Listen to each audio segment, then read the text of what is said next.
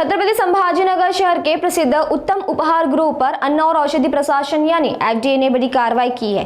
खाद्य सुरक्षा नियमों के उल्लंघन की शिकायत के बाद प्रशासन की टीम ने उपहार गृह पर और मिठाई निर्माण परिसर का निरीक्षण किया। खाद्य सुरक्षा नियमों के उल्लंघन और अन्य गंभीर खामियां मिलने के बाद प्रशासन ने संस्थान का खाद्य व्यवसाय लाइसेंस तत्काल निलंबित कर दिया है और उपहार गृह को भी बंद करा दिया है। यह कार्रवाई खाद्य सुरक्षा आयुक्त तुकाराम मुंडे के मार्गदर्शन में सेफ फूड सेफ महाराष्ट्र अभियान के तहत की गई। मामले में अन्न और औषधि प्रशासन के सहायक आयुक्त श्रीकांत करकडे ने जानकारी दी।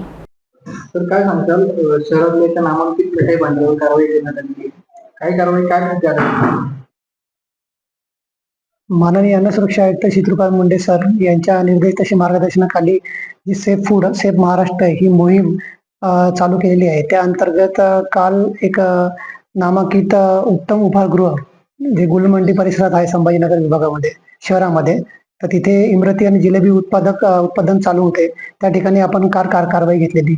सदर कारवाई घेताना सदर उत्पादकाकडे रेस्टॉरंट कॅटेगरीचा काइंड ऑफ बिझनेसचा परवाना आहे, तर तो त्याला अलाउड नाहीये। त्याला ते मॅन्युफॅक्चरिंग युनिटचाच परवाना पाहिजे, पहिली गोष्ट। आणि सेकंड थिंग ते त्याच्यामध्ये जो समोसे भजे वगैरे जे तळण्यासाठी जे तेल वापरतात ते कॉटन सीड ऑइल जे सरकीचं ऑइल वापरतात, ते कंटिन्यू ते रियूज करून ते वापरत होते। ते करायला परमिशन नाहीये। जर आपण जेव्हा टीपीसी मीटरने त्याचा टोटल पोलर काउंट चेक केला तर तो 25च्या वरती होता, जवळपास तो 58 निघाला त्या अंतर्गत। त्यामुळे त्याचे पण आपण सॅम्पल घेतलेले लॅबला पाठवलेले आहे। सदर परत जिलेबी तयार करताना जे वनस्पती म्हणजे डालडा ते यूज करतात, त्याचे पण आपण टीपीसी मीटरने चेक केलं असतं, ते पण जवळपास 36 रेटिंग आलेले आहे त्यामध्ये टोटल पोलर काउंटचं, तर ते 25 पेक्षा जास्ती नको। नंतर जिथं आपण तपासणी केली त्या अंतर्गत तिथे आपल्याला जुरळांचा वावर पण आढळला, तर इथे जुरळ पण होते, त्याचे पण व्हिडिओ मी तुम्हाला शेअर केलेले आहे त्या बाबतीत। तसेच जे इमरती आणि जिलेबीसाठी जे कलर यूज केले होते टाटा जाईन, तर तिथले जे कामगार आहे त्यांना तिथं टेक्निकल पर्सन कोणीच नाही, त्यांना माहितीच नाही किती कलर टाकायचा, कसा टाकायचा, काय। मग ते त्यांच्या मनाप्रमाणे काही टाकून देतात, जे प्रॉपर जर लिमिटनुसार कलर टाकायचा तो टाकत नाही। तसेच तिथं जे भिंती वगैरे होत्या तिथं पण जाळे जळमटे लागलेले होते। जे प्रिमाइस होतं ते अस्वच्छ होतं भरपूर त्या अंतर्गत।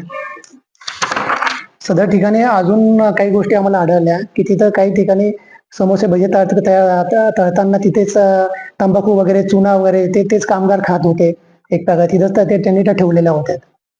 तसेच तिथले प्रॉपर तिथं खिडक्यांना नीट जाळी काहीच नाहीये। भरपूर ठिकाणी तिथलं ड्रेनेज लाईन पण बाजूला तिथं त्यांनी रॉ मटेरियल प्लेस केलेले होते। तर अशा आणि भरपूर त्रुटी आढळलेल्या आहे, त्या अंतर्गत आपण ही कारवाई घेतलेली आहे। तर सदर जी ऑइलची जी कारवाई जी आहे जी टोटल पोलर काउंट, याचा इफेक्ट आपल्या हेल्थवर होतो। जर तुम्ही कंटिन्यू वारंवार तेल जे यूज करताय रियूज केलेलं तेल, त्याच्यामध्ये केमिकल रिएक्शन होऊन त्याच्यामध्ये आपल्याला ते कार्सिनोजेनिक घटक तयार होतात, मग ते आपल्या हेल्थसाठी अपायकारक आहे।